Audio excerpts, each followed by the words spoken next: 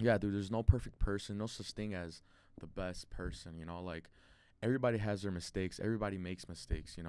So I guess like within these past 3 years, man, like I've fucked up a lot, like with a lot of like different situations, and sometimes it seems constant. It's like, man, like at the end of the day, I'm like, man, is this bad luck? Like somebody doing fucking witchcraft on me? Like why are these bad things happening back to back to back? And like I'll think about it, I was like, man, I swear I'm a good person. Like my heart belongs to like I have good intentions. My heart comes from a good place. I'm like, why are these bad things happening? A lot of the times in life, we're not fully there. We're not 100% there, and it's not that it's not that we don't want to give what we can to somebody. It's that we can't. It's that we're not ready. It's that I'm not ready, and that's okay. That's okay to not be ready. The reason I chose that specific title was I'm not ready for love. I'm not ready to grow up. I'm not ready to be the person that I need to be for you, or I'm not ready to be the person I need to be for me, because I'm still growing and I'm still flawed, and that's okay. But nobody will ever say that that's okay. This is Sad Boy Radio. What's going on, everybody? Welcome back to Sad Boy Radio. I'm your host, Matt, and today we got a very special guest, one of, I would say Pilsen's own, but Midway's own, but he be in Pilsen all the time. Go ahead and introduce yourself, bro. What's up, guys? My name's Kique. How's it going? What's up with this mustache, bro? you gotta fill me in on that. When I met you, you didn't have a mustache. Hey, man, I'm working on something. To be honest, bro, because I normally get a haircut like once every 3 weeks, and I was like, man, like I just want to like not do that. So I wasn't like shaving or cutting hair, like getting a haircut or whatever. And then I was like, fuck it. So I ended up like shaving. I was like, man, like, so I'm like really big into baseball and stuff. So I see a lot of baseball players doing it. So I was like, yo, that's pretty raw. Like, fuck it, I'm gonna do it. Like, I don't care. But I've been getting shits in the comments about it. You're funny as Yeah. fuck, bro. You know what? What pissed me off was the fact that, like, I just had a family party and I was trying to line my shit up.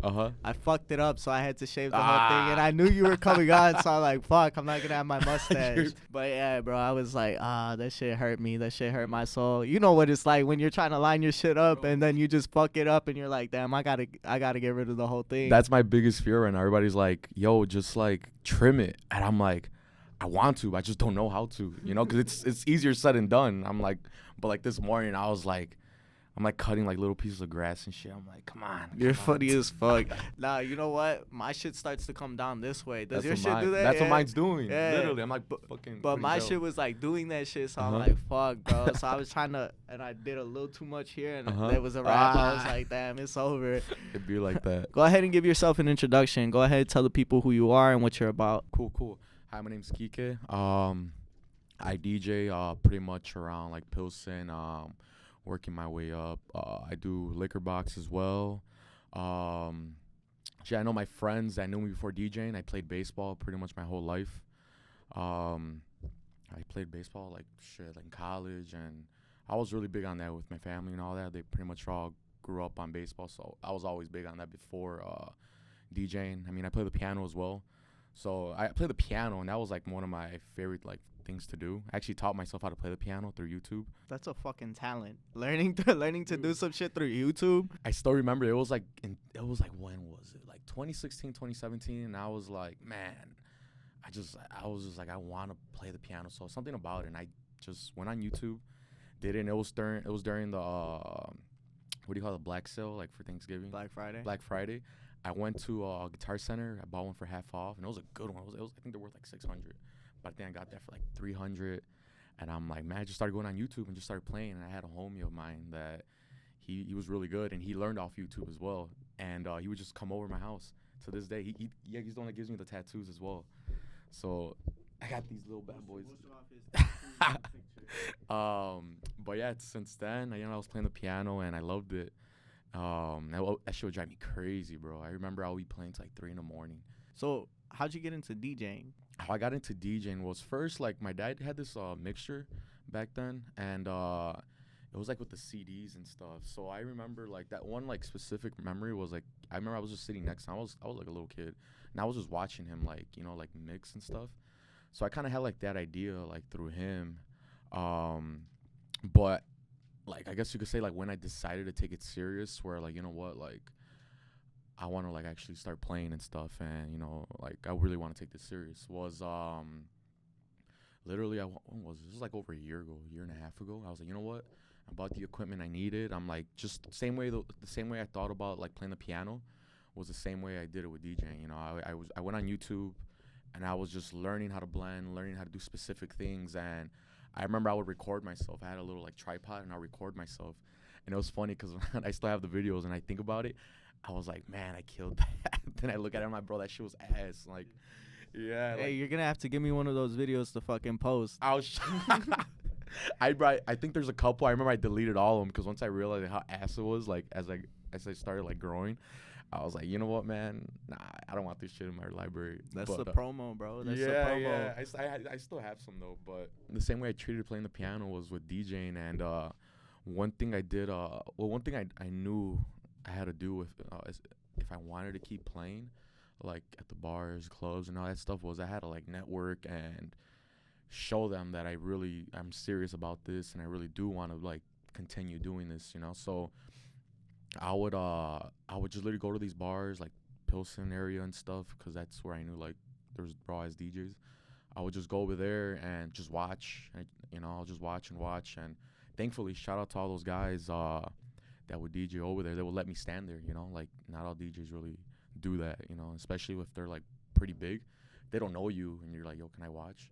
They'll be like, who are you? You know, I don't even know you, you know.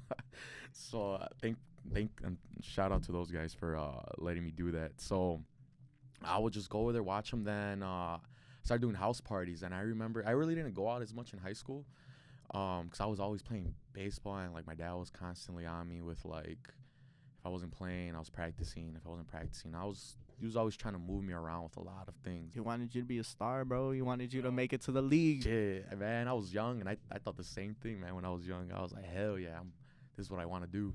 Let's take it to the networking aspect, right? You mentioned that. My bad, I didn't mean to cut you off. Oh, you're good. But you mentioned the networking aspect, right? That's a vital thing to be doing, especially when you're involved in any type of entertainment, right? When it comes to doing this, when it comes to singing, and having that right team. You know, I was just listening to a Giveon interview. Just so you guys know, this outline is revolved around Giveon and his new album. But his interview, he talks about with Zane Lowe that it really is about having the right team. You could have all the talent in the world, but at the end of the day, like, if you don't have the right people around you, you're just gonna fail. And that's what makes me so grateful for Vic, bro. Like, this is Vic's shout out for the episode, but this dude gets a shout out every episode. But for real, like, without Vic, this shit wouldn't exist, and, like, we just keep on growing and growing and growing, and it's almost like working out, bro. Like, you know, that first year was kind of like, damn, we didn't see too much growth, but we saw it ourselves that, like, we were growing and we were getting better, right? Now people are seeing the growth and people are seeing the results, and that's what makes it 10 times better. I'm sure if you ask him off camera, he'll be like, yeah, that first year, like, we didn't see much. Now we're seeing it, right? But as far as, like, those relationships and networking, you're involved in so much, bro. I mean, you got those personal relationships with King Inez. You got the personal relationship with Jay Santos, and then you have the Dweeb Squad. Right. So go ahead and talk about the Dweeb Squad first, and, you know, what they mean to you and how they've helped you grow. Oh, hell yeah. Shout out to West Ocon. It's part of Dweeb, and Father Oscar. So honestly, I've seen that name. Father Oscar? Yeah, I've seen that name. He's part of Birria Tata Tacos. Oh, okay. He's like the owner of it. Oh, he's the one that does that. La Yeah, Ofrenda, right? Yeah, Okay. Go ahead. Honestly, so when I first decided to take like DJing seriously, I already knew, like, Wes, like, since we're, like, shorties, cause shout out to Spanky. Well, he's like my boy, like my best friend, my brother, and all that. So when we were in high school, we used to go to these parties with them, and I want to say they were, like, around, like, our age already. And I remember we used to go to these parties, and I remember, like, vividly, we would watch, like, these DJs, and, like, they do some banger parties, you know. So just having them, like, back then, so when we were young, I had kind of already knew, like, there was this atmosphere, like, this nightlife thing, like, did exist, you know. So without them, I wouldn't have known, like, that even, like, existed, because I was just, you know, like, I was just playing ball and just chilling like a little kid. That's it. So we would go out, you know, and watching all like them DJ, watching Wes DJ and all that. That was raw. So I remember when I actually told him, I'm like, hey, you know, like thinking about like DJing, and he was just 100% all for it. He told me what to do, what to get. He was very supportive in it, you know. So when it came to that, yeah, shout out to him for that. And Father Oscar, also part of the Dweeb Squad, one of the main guys as well. When I decided like as well take it serious, it's funny how I met him actually. We always knew each other when I was little, but we didn't get close till like over a year ago. It was through working out. We were just working out together and everything. But Father Oscar, when it came to back to connections and networking, he kind of like helped me like network in a way, you know, like I would just show up with him, you know, I would go hang out with him, you know, because I knew he had his media thing going, which was popping off. It's going crazy now. It was going crazy last year, but just compared to where it was at, you know, I just wanted to be there because I'm like, you know, this guy's doing something right, you know, he's separating himself within the community, like he's doing something crazy, and that's the way I took it. So I'm like, you know, I want to be around him. I pretty much like looked up to like the way he was just hustling. So I just wanted to hang out with him, and me doing that led me to like building all these connections with all these other DJs, these not specifically DJs, but like just people within that, I guess you could say like creative community, you know, I guess, or like artistic community. But yeah, like just them like influencing me on like knowing how to network, supporting me when it came to like specifically DJing and all that stuff. They definitely were a big part of that. Honestly, without them, I pretty much wouldn't know. Wouldn't even know like where I would be right now, to be honest. Damn. Yeah. It really be like They're like my that, big yeah. brothers, yeah. Nah, I get you, bro. And I mean, that's what you got to do. You got to surround yourself with successful people, right? Because the most successful people, it's like what they say, right? You can't be the smartest person in the room. Right. You don't want to be the smartest person in the room, because if you're the smartest person in the room, then you're in the wrong room. Right. So if you're the most successful person in the room, what are you doing? Because that just means you're carrying people, or people aren't working as hard as you. And there's nothing wrong with, you know, that. Right. There's nothing wrong with having people around you that you can help out. Right. But at the same time, you want to be in a position where you can be helped out and you can grow. Yeah. Because if you're just stuck in the same position, it's really like, how do you grow? How do you become a better you than you were? Right, of course. So go ahead and talk about Santos, man. I know you guys have a very close relationship. How did that happen? And, you know, what have you learned from him? Yeah, again, this was all last year too. Like, time's flying, man. So I met Santos because I was helping Father Oscar. I'm just calling him out. I was helping Oscar with his pop-up event, and I just remember I was just there helping out and whatever. Then he literally just came up, you know, he introduced himself. And he was like, hey, like, my name. He was talking to Oscar. Then I think I was just in the background, just like helping out. But then I'm not too sure how we ran into each other. Like, I don't know how, like, who said what first. But I remember we ended up meeting that day, and we were just like, he's like, I'm a DJ. I'm like, you're a DJ? Like, I DJ too. He's like, yeah. I was like, what the heck? I'm like, bro. I'm like, finally somebody like around my age, like that I know. You know. I was like, dude, like, around this time I was doing house parties. So I'm like, bro, like, I'm doing this house party. You know, it's going to be a year. I'm like, I'm doing this house party for July 4th. It was in Bridgeport. I'm like, yo, you should come. And I think I had invited him at another one, but I think he was out of town or something. But that house party on July 4th was the first time we, like, DJ'd together. And he was like, you know, bet, I'll pull up. And I didn't even know this guy was, like, from up north. So I was like, man, so just thinking about it, yo, he had to come all the way down for this. I'm like, you know, that's crazy. Who? Santos? Yeah. He's not from north. Yeah, he is. Where do you think he's from? Bro, he's not from north. Oh, north side, yeah. No fucking way. You thought he was from like Pilsen or Midway? I thought he was from south. Nah, he's north side. Where north? Shit. Man, I don't even know the neighborhoods like that up north. Yeah. I know I don't even know, but I know he's from the north side. That's Bro, I swear he told me south confirmed. Side. Damn, he lied to me. No, he's from El Salvador. I mean, you're talking about South America. You're talking what have you learned from him? What I learned from Santos, I remember just knocking out these house parties with him. Man. This man was the way he's determined and the way he like wants to get better was something that it was as a like having a partner like that was good to see. You know, it was more of like, you know, you could take this shit serious, you know, like you can actually like you could keep growing from this, you know, and pretty much taught me like, you know, it's all fun and games, you know, but at the end of the day, like if you're for real, you gotta be for real too. You gotta let people know you're for real. You gotta hold yourself accountable. You gotta pretty much like you gotta let these people know that you're serious, because nobody wants nobody that just parties and shit, and like, you know, because DJing comes with that. But also, if like you really want to see yourself grow with where we're at, you know, you gotta let people know, especially like the big dogs, you know, like they don't want to get somebody that just gets fucked up all the time and shows up drunk, you know, like they don't want that. They want somebody that's determined and, you know, that's like gets there on time, gets their shit done.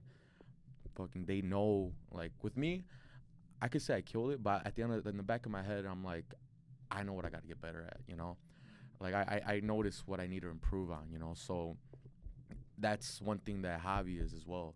And I think just having that next to me, it was just like, you know what, you know, it's like, you know, it's kind of like that saying, like who you surround yourself with, you know, like having him as a DJ, like with like we have like those same goals to like just play and network and grow, and you know, like you know, you never know where it could take you, you know. So he knows that, I know that, and kind of just having that together, like it's kind of awesome. Like, you know, it's not, I feel like you kind of need that, especially like being new to it. You have your partner in crime going through it with you, rather than somebody who's just gonna come along and be like, yo, you're successful, like let me tag along with you, you know what I'm saying?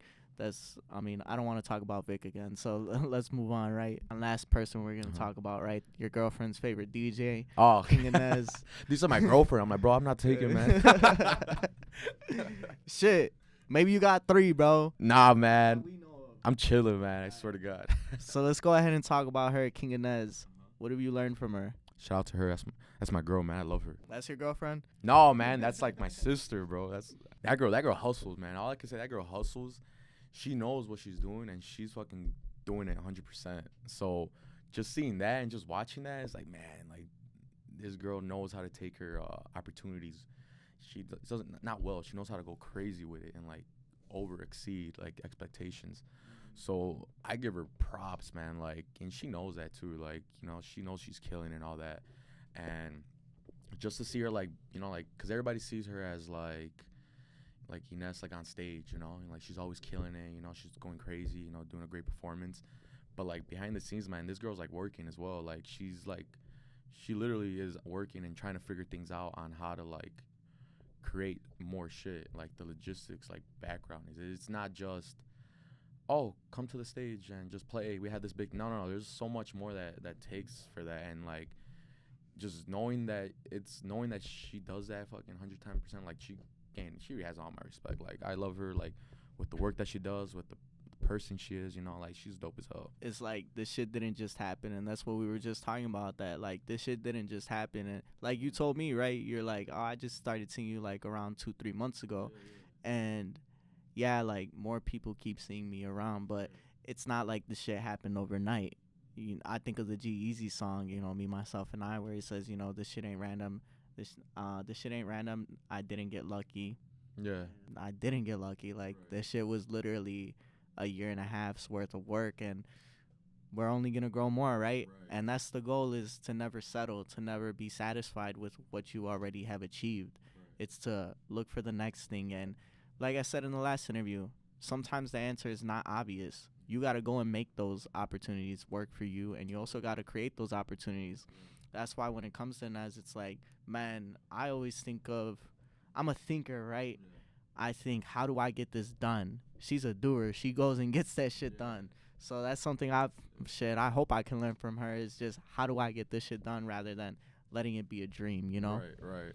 For you, what does the Dweeb Squad mean to you then? Or let's put it this way, what do these relationships mean to you? From meeting them to where we're at now, overall, like within all of them, man, honestly, it means a lot to me. Like I consider them, at this point, I consider them family. And it's cool, like knowing that like I have like these people like around, you know, that love and care for me. Like, man, these people like know my parents, like they know my family. Like we go to Damn, why don't I know your family? Asshole. Hey man. Like I was saying, like I go to their family parties, they come to my family parties. So like that relationship we built just through, honestly, it was like pretty much just through music, you know. We can say like going out and like DJing, like with where it's at now, and like with like the way our bond is, like, man, like it means a lot to me. And knowing that I have their like support system, like within the good and bad, like there's been like I tell them when there's things wrong with me, and like I like, you know, I tell them like I need help in certain situations, and just having that support and like care within all of them, man, it means so much to me. And like I I I never knew it was gonna be like that. I didn't know like that's what's gonna come when it came into like this whole like nightlife DJing thing. I never knew like that was gonna come, and the fact that it came like that, like, man, I couldn't have asked for anything better than that. And I'm just grateful, to be honest, overall. Sometimes, you know, those unexpected things in life are the best things in life, right? The most special things that you make. And sometimes, like they say, some of the best memories you make are going to be the ones that are unexpected. Those nights where you say, okay, rather than, oh, no, I'm good. Yeah. With that being said, although you have a lot of people surrounding you and you have all these close relationships that, you know, they make you feel comfortable, at the end of the day, it's really just you by yourself, right? And a lot of the times it can feel like I'm alone. And that's the scary thing, right? It makes you feel like, damn, I'm not ready when you really think about it, right? Just like you mentioned to me that right now you're at a point in life where it's kind of, you're trying to figure yourself out, but it also feels like I'm not ready to take that next step yet, right? Because we're so young, we're still trying to figure out ourselves. And now you got to become financially stable. Now you got to become mentally stable and emotionally stable and create these relationships where sometimes you're not ready for it, right? What we're really going to focus on today, we're not going to focus so much on like the I'm not ready is the aspect of growing up. We're going to focus on that I'm not ready in the aspect of love, right? Something that me and you kind of talked about. And on top of that, like I said, the inspiration behind this one was Giveon and his new album, Give or Take. So Giveon on his new album, he released the summary, or he released the editor's note on Apple, right? And the editor's note says, Give or Take unfolds like the pages of a journal, detailing the romantic escapades of a 20-something who loves love but isn't always prepared to have it. Between wandering eyes, bad timing, and a desire to heal always at odds with the weakness of the flesh, there's a bit of everything here conceptually. The songs are experiences he recounts to his mom in search of advice or perhaps absolution. That's why the stories kind of feel like a roller coaster and not just one smooth story, because it was more sporadic, he explains.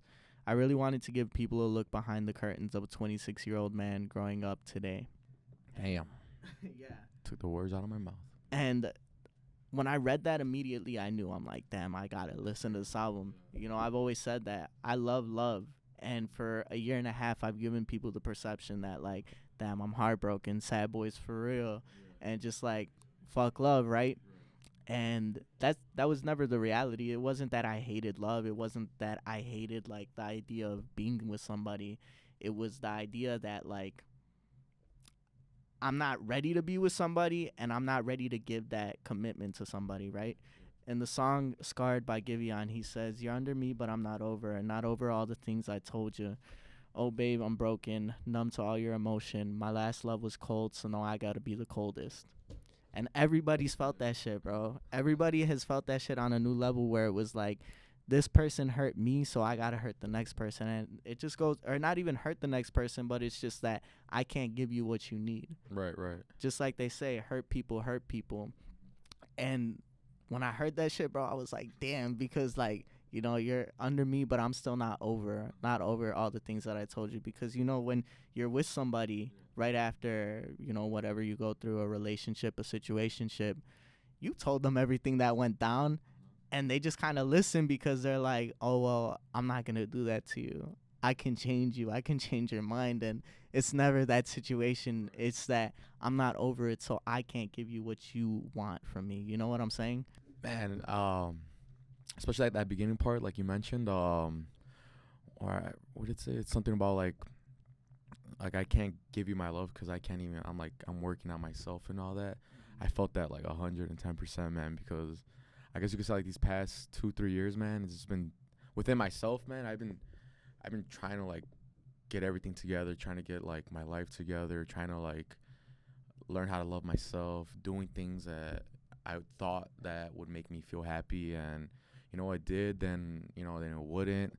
So then just kind of not being like kind of not being ready to like give 100% to somebody kind of sucks, because as much as like you want to, and you're like, yeah, as much as you want to, like you just know like in the back of your head is like, I'm not even 100% like within myself yet, and what I'm gonna do is just hurt you more, knowing damn well that I can't even love myself, because then I'm not gonna give you the 110% that you need, you know. And I mean, just based off of like personal experience, like I've tried to like do it, you know, like I've tried to like, you know what, I have a lot of work on, but you know what, I am gonna give it a shot, you know, I am gonna like do these things, and as time's going, you know, it's good and everything, but then like I'm just so mentally not there where I start like tweaking in a little bit, where I do things and ends up hurting that other person. And it's not more necessarily like intentional, but it's just like you're doing these mistakes, you're making these mistakes, trying to make that person happy, and you're not really doing it. All you're doing is hurting yourself and the other person. And I feel like that's kind of like the whole situation within like I can't I can't give you my all with if I can't even give myself all. Like I'm still trying to learn how to like love myself and be happy 100% 24/7, because you can be happy. Like there is such thing as like being down, but like there's a difference between being down, then it just takes you on another like dark like path. You could be down, then come right back up, because you know what, I'm down, but I know that I have all this going for me. I mentally, physically, and just everything in general, you know. But kind of learning how to do that is the whole goal. Especially I feel like within our age group right now, you know, like I feel like we're all going through that, where we have our downs and we're trying to learn how to manage those downs. And me personally, like, until I figure that out, where I'm happy, and even if something bad were to happen, I still know, you know, I'm good. I still love myself and all that stuff. Like until I learn how to do that, and I'm trying to do that until I learn, man, I don't think I could give 100%, because I thought I had it. I thought I could give somebody 100%. You know what? It turned out that I was just hurting myself, and ended up hurting the other person, and you know, things of that nature. What do you feel like created that uncertainty within yourself? Honestly, as I get older, you know, man, I really do want to start. I really do want to get like everything together within myself. You know, like on like long term goals. I want to buy my house. I want to be financially stable. You know, I want to have something where I want to have like a good career. You know, it could be DJing, it could be not DJing. Like I kind of I understand that. You know, like my family supports me playing and all that. But they always tell me too, like, you know what, we support it and all that, but honestly, like, you can also have a career as well while you do it. And I'm really sticking to that. So kind of like managing both ends, you know, trying to figure out my passion, which is DJing, and trying to figure out my career, you know. That's kind of like that reality life problem, life like situation that I feel like a lot of us like go through right now, you know, because honestly, we're 18 years old. At the age of 18, my bad, we're not 18. At the age of 18 years old, Shit, I know I shaved the mustache, but bro, come on, chill. you're out of high school, and at the age of 18, I'm thinking that is right. We're asked to figure out our whole life through college, you know. And honestly, like I feel like that's kind of crazy. Like, how are you gonna tell me I'm just barely figuring out life? How are you gonna tell me like what I need to do for the rest of my life? Like, shit, I don't even know how to buy groceries, you know? Like, what the hell, you know? Like, what are you trying to do? Like, that, I don't agree with that. And I feel like as we get older, man, trying to figure that problem is just trying to figure out like life. And I feel like that's part of that problem, like trying to figure out life. I feel like me personally, like once I understand that whole process and accomplish all that, I feel like mentally I'll be like 100%, you know, like back to like where I can give somebody my all. Facts. I like how you tied it back in, because we're about to bring it back. Just like you said, that's where a lot of us are in life, right? Where we're at the point where we're expected to be adults and we're expected to know everything, but at the end of the day, it's like, who taught us this? Who really set us up to know these things? I mean, everybody goes through it, right? Everybody has to figure out on their own, but navigating that and then navigating all these other things as well, such as love, right? Such as relationships with anybody. Let's take it back, right? Giveon also says, so this is what I noticed, right? So throughout the album, Giveon's kind of like telling those stories. And the second to last song, it's called Remind Me. I gotta listen to that album, man. That was some good facts over there. I He's didn't saying listen about to to say. The second to last song is called Remind Me. And he says, you remind me of me, the way you lead me on, the way you don't care when you leave. You remind me of me, the way you get what you want, way you don't care about me. And this is at the point where he's pretty much healed. He's able to see somebody else going through that process of, damn. And he says, is this karma calling? Because he fucked somebody else over. He did the same thing to somebody else. So is this karma calling? Are you doing this to me because I did this to somebody else? And fuck, man. It's like once you've passed that healing process, you're able to recognize it in other people. You're able to see it. And I just had that recently happen to me where this one girl, she's like, clubbing and all that, like, it's not it no more. Like, yeah, it's fun and all, but, like, not all the time. And I'm like, damn, you've reached that part of your healing process. I'm proud of you. Because I noticed that so long ago that, I still love being out. I still love being able to network with people. But at the end of the day, like, I'm not out in the club, like, trying to be on some dumb shit, trying to be, like, blacked out like I used to be.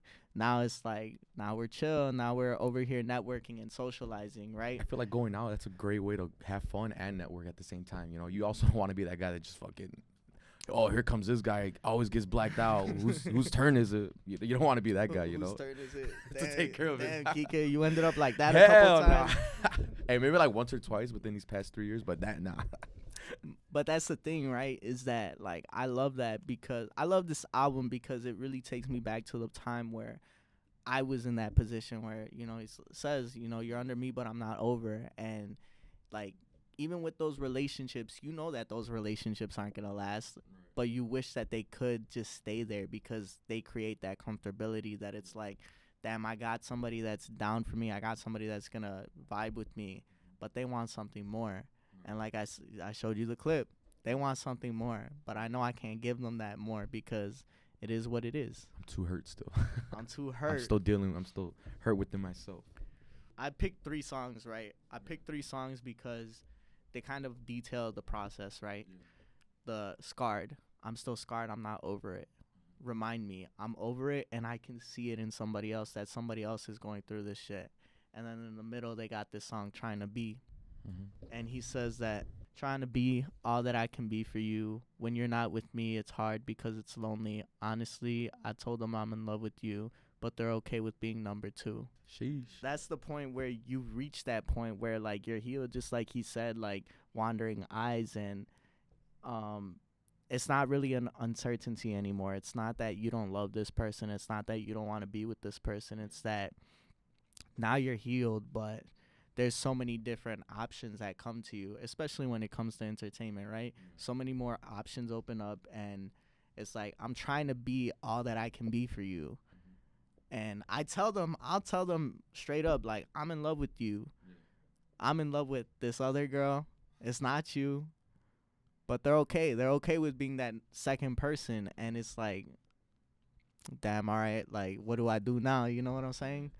Man, I guess this all, man, ties back down to like you said, like, after that healing process, I could see myself like being all healed, everything figured out. I finally understand that whole process.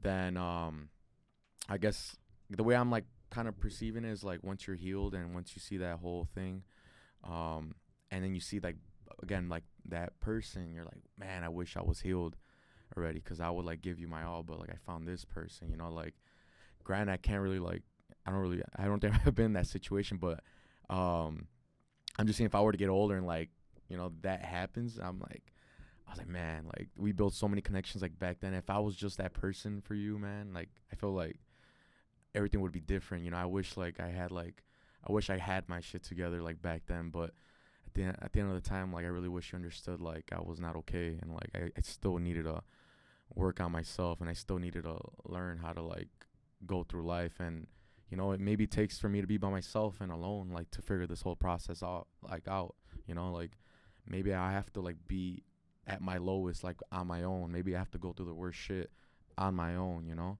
and within all these experiences, like, I've kind of realized what I need to do, when I don't need to do anymore just to be healed again, you know. And once like say like once you're all healed up and it's already too late to be back with that person, or back with that person again, I feel like I was like, damn, like I feel like that's just another part of life as well. It was like we all wish things like ended up like a certain way. We all wish that, like, not just with a person but like in general, you know. You see you had an opportunity and you messed it up. Like, man, if I only did this, if I was just like this, I feel like, man, like this opportunity would be different. But I feel like everything happens for a reason, and these scars that created us are definitely gonna like define us as we get older. And the fact that like we learn how to accept these scars, you know, as much of it as it hurts us, I feel like we're gonna get older and kind of realize, you know, like, yeah, this sucks, but you know, I'm glad it happened because now I know how to react to a certain situation. Now I know how to like be with certain people, you know, like. So I feel like it's kind of like how I perceive this whole situation. What's one of those scars that comes to mind for you, and how has it helped you develop? Honestly, like, again, like within these past 3 years, man, like, again, I feel like no one's like the ultimate like great person, you know, like no one's the best person. No one has it there. So in the album, his mom says there's no perfect relationships because there's no perfect people. Yeah, dude, there's no perfect person, no such thing as the best person, you know, like everybody has their mistakes. Everybody makes mistakes, you know. So I guess like within these past 3 years, man, like I've fucked up a lot, you know, like with a lot of like different situations, you know. And sometimes it seems constant. It's like, man, like at the end of the day, I'm like, man, is this bad luck? Like somebody doing fucking witchcraft on me? Like, why are these bad things happening back to back to back? And like I'll think about it, I was like, man, I swear I'm a good person. Like my heart belongs to, like, I have good intentions. My heart comes from a good place. I'm like, why are these bad things happening, you know? But honestly, like the way I take it, man, like within all these bad situations, within all these like hurtful like incidents, like there's at the end of the day, it's just gonna be a great outcome out of that, you know. As long as you know, like, I fucked up in this situation, or like, why did this happen to me? As long as you understand that and how you learn to like avoid it or like become a better person through that situation, I feel like you're just holding yourself from a great outcome at the long run, you know. It might not be in a week, it might not be in a month, shit, it might not be in a year, but man, if you just keep hustling and keep knowing that you are that person, you want to be that best person, that, you know, that you could, like, you want to be that person, you want to be good. Like, for example, like you have a girlfriend, you want her parents to look at you and like, I want her to date my daughter. I want him to date my daughter. Fuck. I want him to date my daughter. It's like, you know, or like you go to your family parties, like that guy, that my nephew, you know, whatever, like has his shit together. He's doing it, you know. But man, within all that, like you're gonna have to deal with a lot of shit. And I think that's what I've been realizing a lot, like lately. Damn, bro, Kike over here spitting knowledge, bro. I just hit the mic. I felt that, bro, and it's one of those things. Like, go back to the song, right? Trying to be all that I can be for you, trying to be the best person that I can be, and sometimes it's just, it doesn't work out that way. And what really hit me, what you were saying, was that, you know, we all wish that certain things worked out a certain way, and I used to always say this to people, that I always believed that I would have a specific conversation with one person, right? It doesn't have to be for closure. I don't know what that conversation would be, but I just know that conversation is going to happen. And it was a feeling, right? Right. And I guess that could stem from, like, I wish that conversation would happen, rather than, you know, that's the outcome I wished for. So when you talk about it, I know what you're saying. I know what you're feeling, and I'm like, damn, sad boys for real, bro. Like, I know that man feels that shit. And just like you said, man, a lot of the times in life, we're not fully there. We're not 100% there. And it's not that it's not that we don't want to give what we can to somebody. It's that we can't. It's that we're not ready. It's that I'm not ready. And that's okay. That's okay to not be ready. The reason I chose that specific title was, I'm not ready for love. I'm not ready to grow up. I'm not ready to be the person that I need to be for you, or I'm not ready to be the person I need to be for me, because I'm still growing and I'm still flawed, and that's okay. Right. But nobody will ever say that that's okay. Yeah, it's like you saying that, it's like I'm not ready. I'm not like all this, but like in the back of my head, like, I want to be ready for this. Like, I want to have my shit together. I want to be good for you. I want to be all these things, you know. But, you know, it's just easier said than done. Like, you know, like, we're all going through this process where, you know, it's not just handed to you, you know, like, oh, here's a ticket. You're ready. No, it's not how it works. Like, you're going to have to figure out a lot about life. And especially, like, if nothing's given to you, you have to, like, grow and earn all that stuff. Like, that's not how it works. So, like, at the end of the day, man, like, if you really want to be ready for somebody, man, you're gonna have to fully, I feel like you 110% have to love yourself, you know. And that's just the way I take, because that's what I think. I feel like if you're not ready to love yourself 110% and you're still with this person, like, all it's gonna lead to, like, just a big old toxic relationship, you know. And you guys are gonna go through the worst together because of this person that doesn't love himself, you know. And it's just gonna lead to a lot of, like, crazy negative energy within yourselves, and that's not what you want. And I would hope you wouldn't wish that upon your partner, you know. Like, just because I don't love myself, I don't want you to go through that, you know. And honestly, like, my own personal experience, I had to tie it off because of that reason. Like, I wasn't there, and it was kind of hard to explain too, because it's like, why? Like, you have this, you know, you have this job, you're doing this, like, why? I'm like, I know I do. It's just I don't know why, and this is the process I need to go through alone, you know. Mm-hmm. And I mean, you know, it's still there, you know. Like, I feel like just as everybody else, not just me. Like, we're all going through that process of life where we want to be ready. I feel like as long as you know that you want to be ready and you're taking action to want to be ready, then you're gonna be set for a great life. Because if you're just, like, being complacent and you're like, you know, fuck it, I'll do it tomorrow, or I'll just wait for tomorrow. You know, if you're just complacent and you know you don't have it together, and I think that's where the problem starts getting bigger, you know. And I mean, you know what? Like, people do go through that little funk, you know. It's okay. It's okay. It's okay to go through that funk. But, you know, at the end of the day, you gotta snap. You gotta snap out of it and just try to grow, man. Keep growing within yourself. Try to help other people grow with you. You know, you just don't want to be the only one to grow. Like, if you have a lot of information to give that can help people grow, man, just do it, man. Because if that person grows, man, that means you grow. If your group grows, that means everybody grows. You know, that's what you want as a person, as somebody that's trying to have a great life, you know. So let's go back a little bit, right? You mentioned how that, like, you got to grow by yourself sometimes, and you got to focus on yourself. Sometimes you got to take that step away from somebody, and it's going to hurt that person. It's going to hurt you. But at the end of the day, you really got to tell them, like, this is what I need. And I'm sorry that I couldn't be that for you, but in the long run, you know, another Giveon song, at least we tried. At least we tried this, and at least you know that I gave you what I could. At the end of the day, if you want to wait, okay. If you don't, then maybe our paths will cross again one day. But I can't guarantee that, and I can't guarantee you anything more than what I've given you at this point. Right. Man, I really appreciate you coming on. I really appreciate you coming through, and I feel like the conversation we had was very insightful. Right. It was one of those where it just flowed, bro, Yeah, and we're it's just something talking.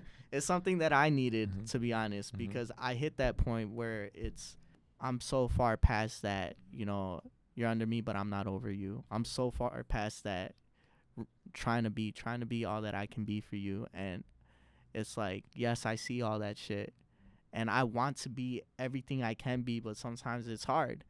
And then remind me, I see that in people. I see when people break up with their boyfriend or girlfriend and they're all hurt and they're trying to get, you know, move on to some new shit. Just trying to get back at them, or just trying to do things to, like, you know, keep growing, thinking it'll help and stuff like that. And we've all hit that point where it's at least we tried. At least we tried to make it work. And like I said, I'm sorry that it couldn't work. I'm sorry that maybe what I did to you was not right. Those feelings that I did have for you were real, but it wasn't enough. No, of course. And just like I said, I want to leave people with this, you know, that I'm not ready. It's okay. It's okay to not be ready. It's okay to be flawed. And at the end of the day, like I said, that's all that some people need, and that's the only reason that some people can give. Right. Thank you, bro. I No, man, appreciate thank you. That's going to be all today, guys. Thank you for watching Sad Boy Radio. Make sure you go ahead, like, comment, and subscribe. And remember, it's okay not to be ready. Sad Boys for real. Peace out.